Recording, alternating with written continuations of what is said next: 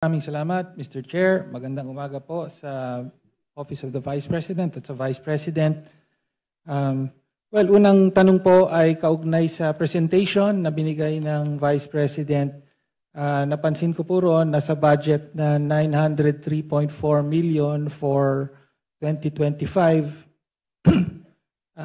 Bagaman hindi pa po tapos ang taon, ang obligation rate po ay 34.3% lamang at ang disbursement rate ay 66.8%. So nasa kalagitnaan po tayo ng taon, pero mukhang mababa po yung obligation rate. Ano po ang paliwanag dito? Yes, marami kaming procurement na tumagal. Hindi siya nasimulan by January, Madam Chair, yung procurement. So maraming mga procurement na June, July, August na nasimulan. May dahilan po ba kung bakit June, July, August na nasimulan ang mga proyekto? Madam Chair, dahil kailangan marami pong mga attachments na nire-require para sa procurement, and lahat po ng mga documents na yon ay hindi po siya nakukuha ng isa o dalawang araw lamang. So, middle of the year pa po na naisaayos ang requirements for bidding. Parang ganun po. Tama po ba ang intindi ko? Yes, Madam Chair. Yes, thank you. Okay. Ngayon, mabalik po tayo sa last August 8, 2024, nag-issue po ng Notice of Disallowance ang COA, Commission on Audit, sa 73.28 million na halaga ng confidential funds for 105 activities supposedly held by the Office of the Vice President from December 13 to December 31. Sabi ng COA ay wala raw accomplishment reports na ipakita or sinubmit ang Office of the Vice President para dito, at inaatas na o inuutos na ibalik ang pera ng Vice President ni Gina Acosta bilang Special Disbursing Officer at ni Julieta Villa del Rey bilang Chief Accountant. Mag-iisang taon na po, ayon sa COA rules ay may 6 months po para mag-appeal. Ano na po ang status ng Notice of Disallowance na ito? Madam Chair, I suggest that the Congressman ask this during the hearing of the Commission on Audit.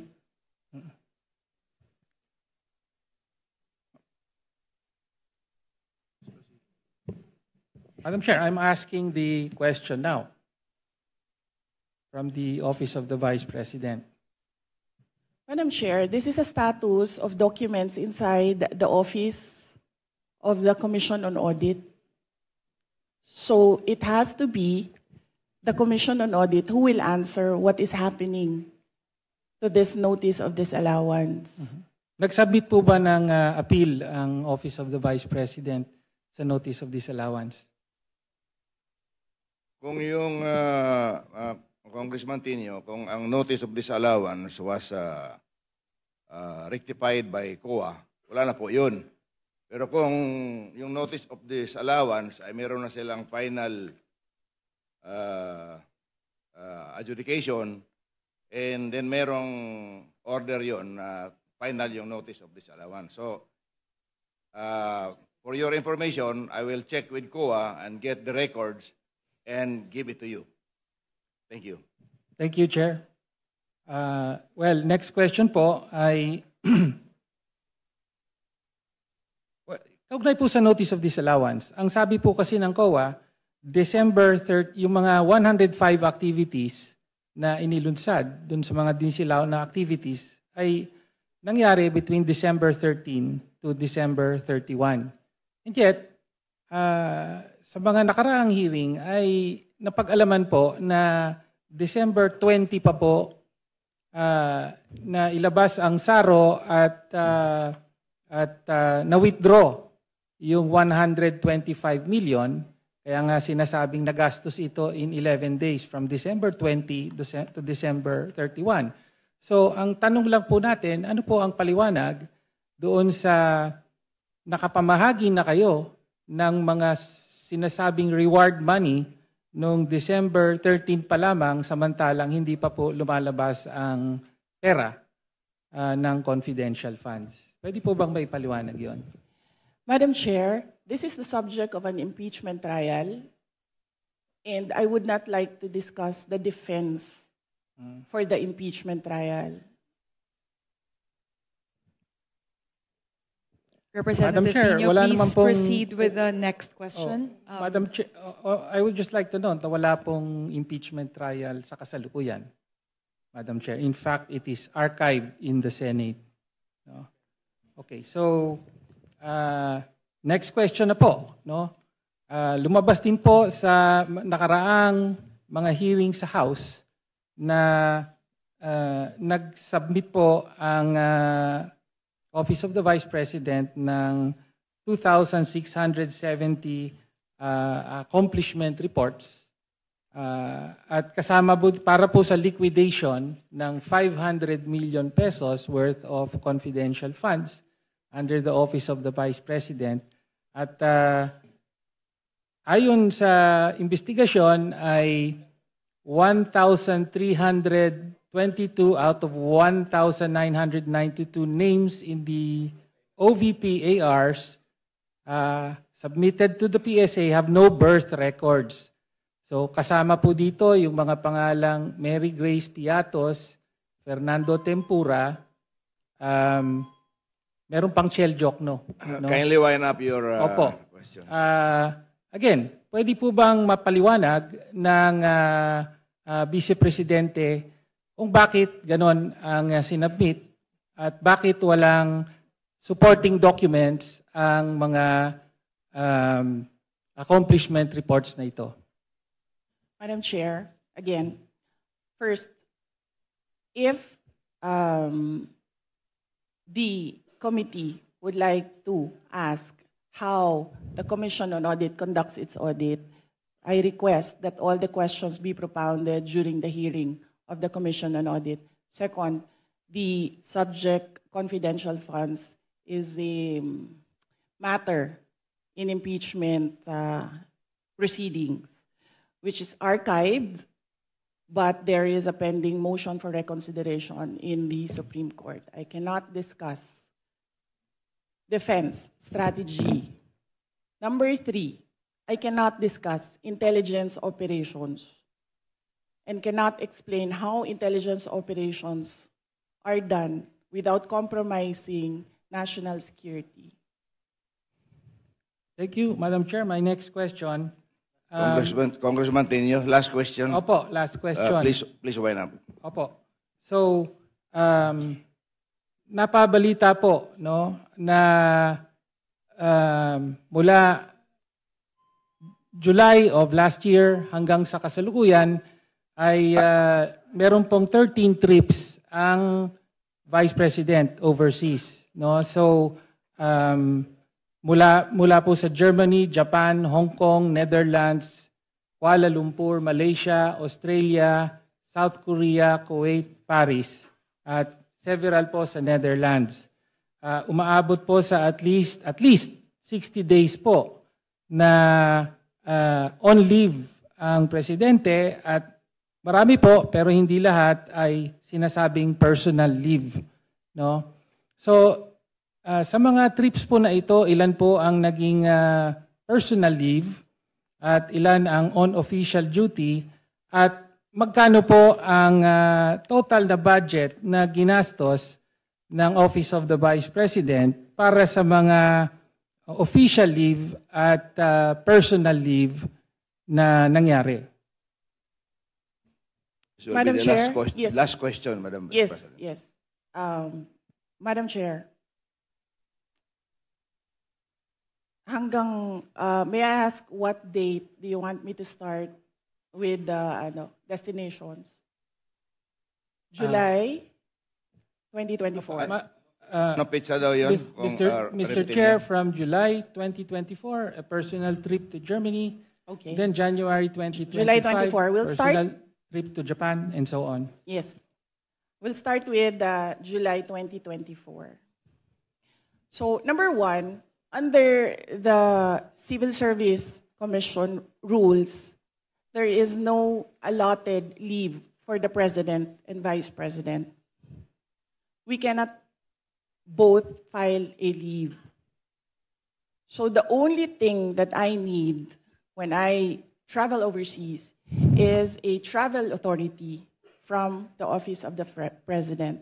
All my travels were issued travel authority by the Office of the Vice President. And this implies that all these trips were approved by the Office of the Vice President. So, from July 2024, I went to Germany. In December 2024, I went to Denmark. In January 2025, I went to Japan. In the third and fourth week of January, I went back to Japan. In February of third week and last week of February, I went back to Japan. On March, I went to Hong Kong. On March, I went to the Netherlands. On May, I went to Qatar and the Netherlands.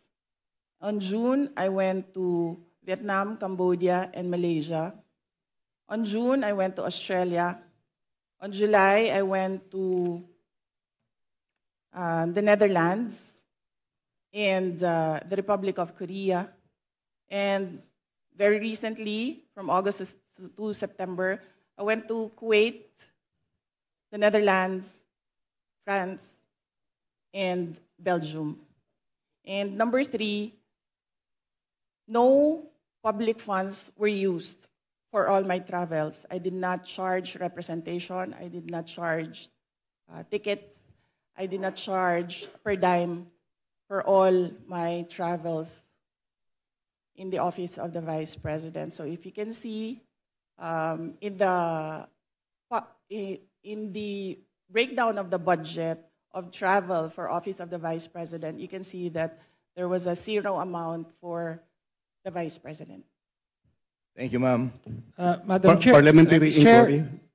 Next Chair, on- just to follow up on the question. So, una po, salamat po sa Vice I'm President sorry, for Congressman detailing. Tenyo, that was your last question. I'm sorry. Follow up na lang po yung I'm personal sorry. po ba I'm ang lahat sorry. In the at interest of time, we have to proceed. magkano po ang ginastos ng opisina at staff? Kasi totoo po, wala daw ginastos ang sorry, Vice I'm Presidente. sorry. Parliamentary Magkano ang ginastos inquiry. I'm ng sorry. staff? I'm sorry. Thank you, Madam Chair. Parliamentary Yes. inquiry. Madam Chair, I thought we're going to accord institutional courtesy to the Office of the Vice President. Bakit po natin binabanatan? Bakit natin tatanungin? It's already settled that we'll just giving Mr. two Chair, questions from the minority. Okay? Mr. Chair, hindi po, 5 minutes each. Wala pong Opo. binabanatan But dito. does I not take preclude exception the other members to from the, making a Congressman manifestation. Tenyo, sandali I lang. take exception to the use of the term binabanatan. Nagtatanong lang po tayo rito at lihitimo naman po ang mga tanong. Madam Chair. So maybe I ask the congressman Mr. Chair, may to we withdraw request the for a comment. suspension of Session the... suspended. Hearing is resumed. Madam Chair, I would like to correct myself. I was informed that I mentioned that the travel authority is approved by the Office of the Vice President. The travel authority is approved by the Office of the President. Thank you. Thank you very much, Your Excellency. The correction is duly noted. Yes, Madam Chair, may I move that we strike out the word binanatan uttered by Rep. Marcoleta. Wala naman pong binabanatan. Second. There is a motion to strike off from the record the terminology binabanatan. It has been duly seconded. The motion is carried. Madam Chair, just a 1-minute manifestation on the striking of the record. I have no objection. However, I just want to explain that in the previous debates, in the previous legislatures before us, in the interim Batasang Pambansa, when an assemblyman from the city of Manila was attacking the late president, there was a motion to strike off the record of what he discussed on the floor. The former assemblyman Arturo Tolentino said that if you strike off the record, any sentence or paragraph, it's just the same sentences, and you strike it, so you still can read that. So that was clear that I think that the procedure is still the same. The statement of Banatan, i-cross lang yan, but it's still there in the records. Sinabi ko lang yun because that was already clarified many years ago by former assemblyman who became Duly noted, late Kong Senator Ongat. Tolentino. This time we will use eraser. Okay? Yes. Thank you. Pero ngayon may video na. Okay. Going to the next from the minority leader, Congresswoman Reneco. Please go ahead. Good morning to the Vice President. Good morning to my colleagues. I'd like to take off po sa questioning na ni Representative Tino. Meron po kasing minention na list of destinations na tinake ni Vice President this year under Travel Authority. But we like to take note na in a press conference of the Office of the Vice President, meron pong security and staff na kasama si Vice President. So can we ask po, paano po pinopondohan yung pagpunta, flight and accommodations ng staff and security ng OVP? Madam Chair, may I be allowed to ask a question?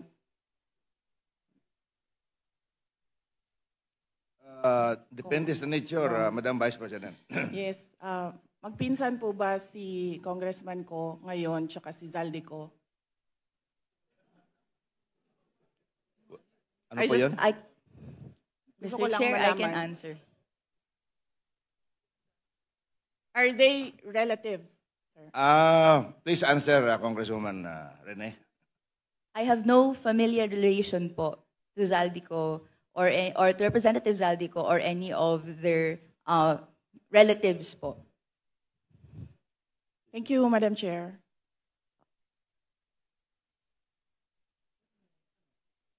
Let me just look for Please go ahead, ma'am. Look for the slide. Sir.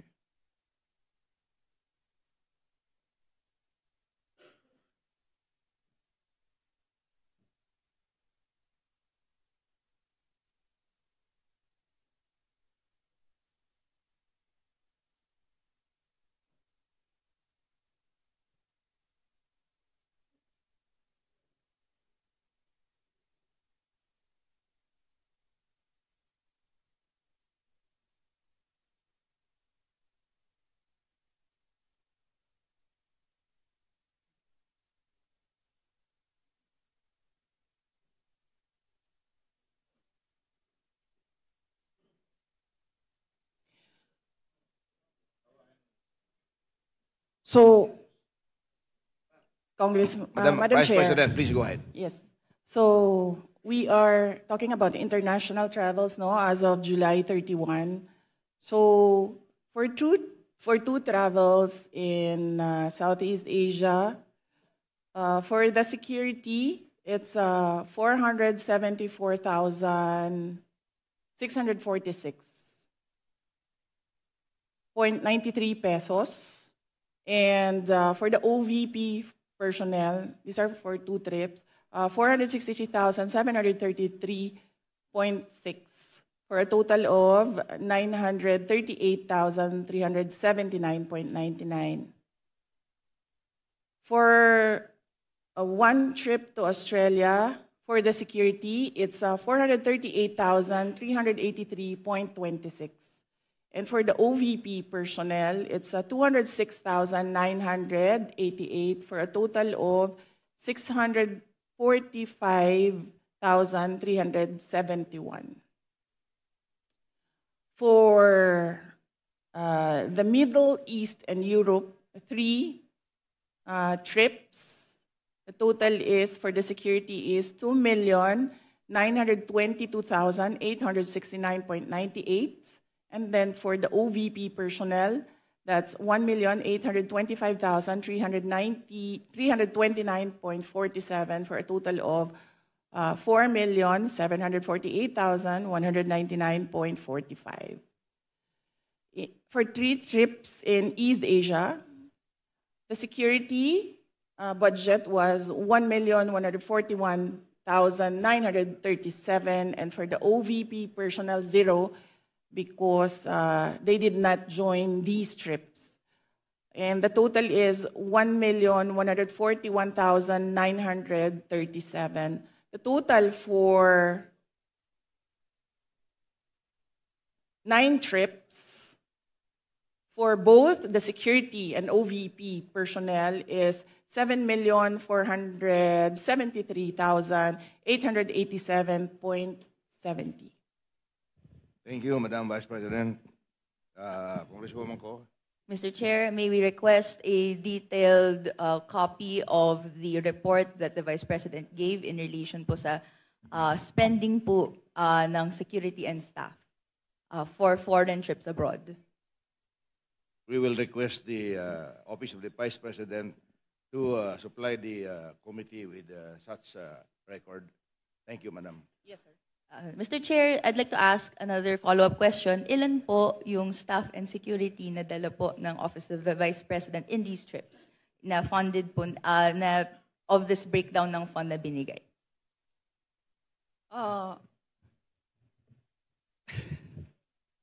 Luoy na kayo mong naong, sir, ba? Kanang.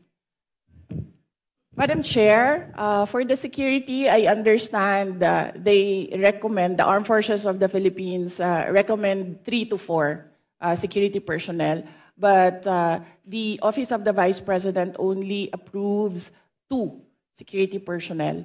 And for the Office of the Vice President personnel, that's 1 ceremonial and diplomatic affairs employee, 1 for MPRD, that is the media relations and public affairs division, and then 1 for as assistant to the Vice President. So those are the approved personnel who joins the Vice President in her trips.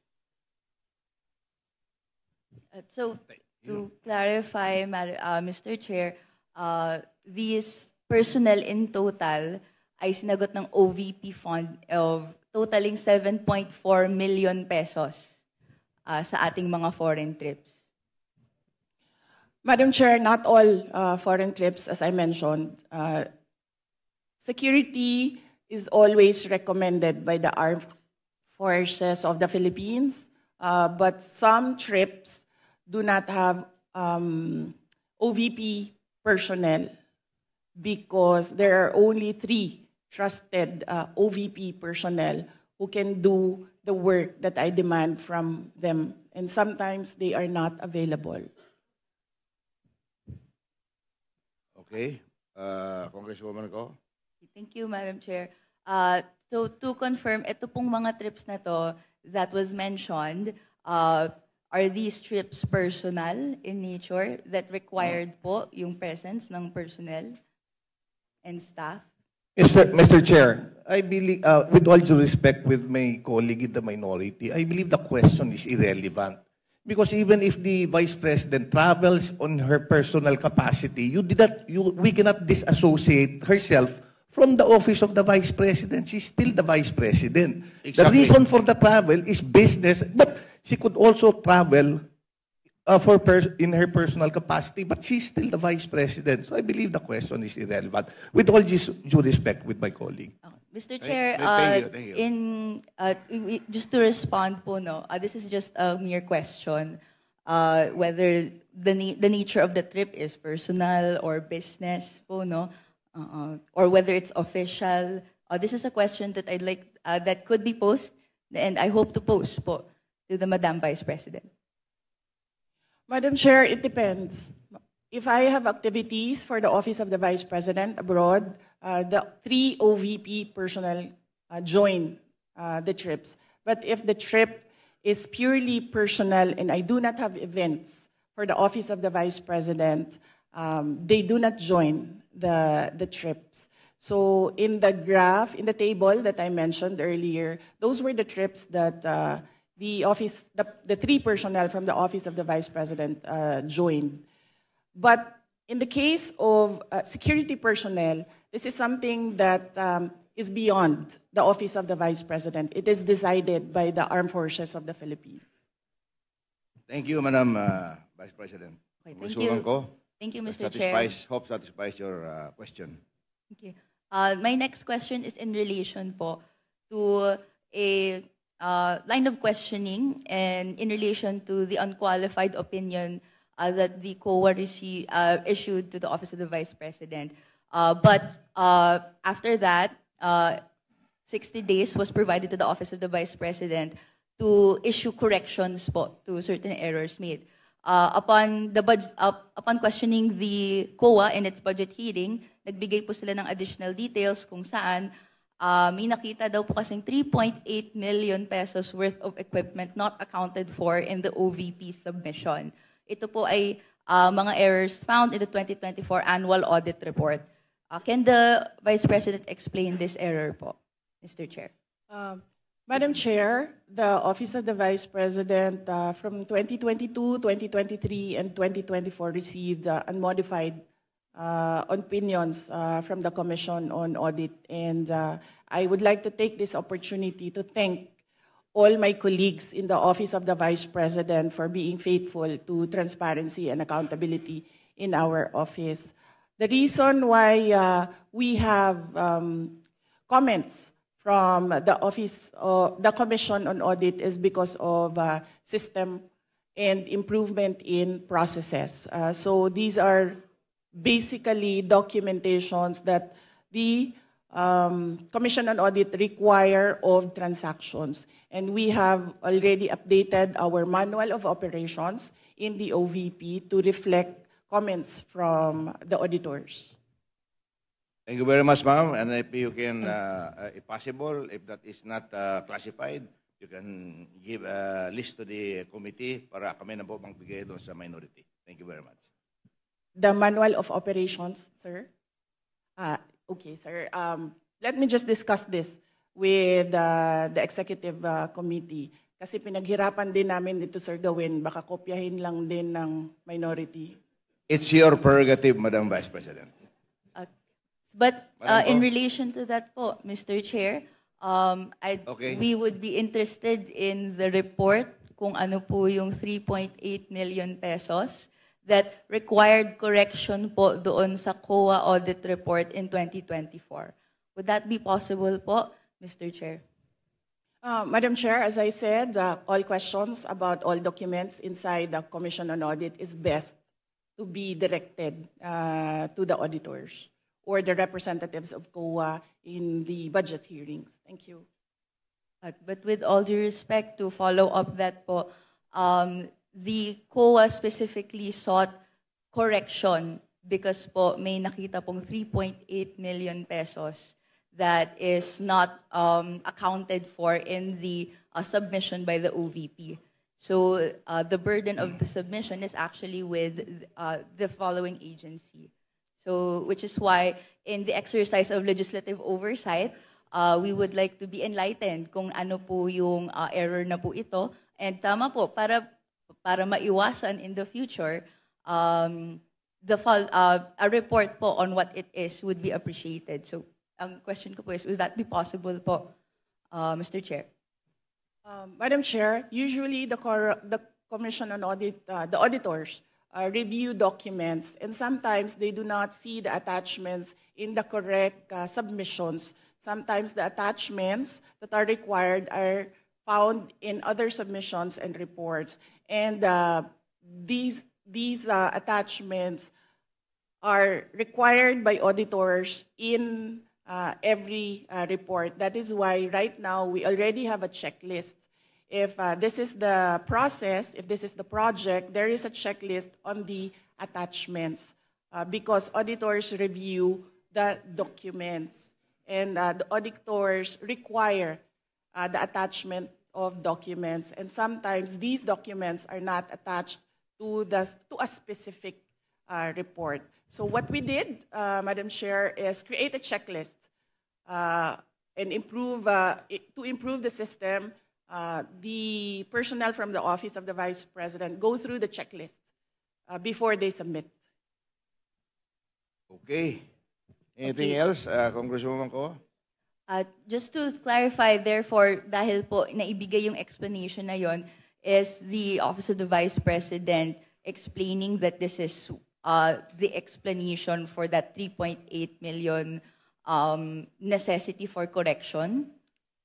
This is the explanation why we have an unmodified opinion. Wala po silang nakitang nawawala. Nawawala po yung papel dahil naka-attach siya sa ibang document. At ang gusto ng COA ay specific yung mga dokumento na ina-attach per submission. In the interest of time, ako na lang mag-volunteer niyan na Congresswoman Ko. Hingin ko sa COA yung detalya ng 3.8 kung gusto mo. I promise to give it to you in the least possible time. Thank you very much. Thank you very much for that response. My next question would be in relation po, we're asking this question po, Mr. Chair, dahil kung may necessity for correction for this 2024 audit report, and then meron pong other audit reports in the past that have found that there are deficiencies and delays, gusto nating hindi na po mangyari siya.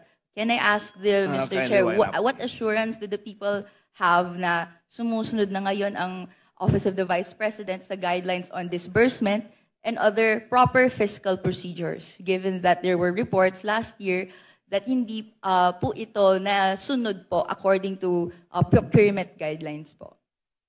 Mr. Chair, again, with all due respect with my colleague, the Office of the Vice President on modified Order, please. You're not acknowledged. Please wait to be acknowledged by the chair.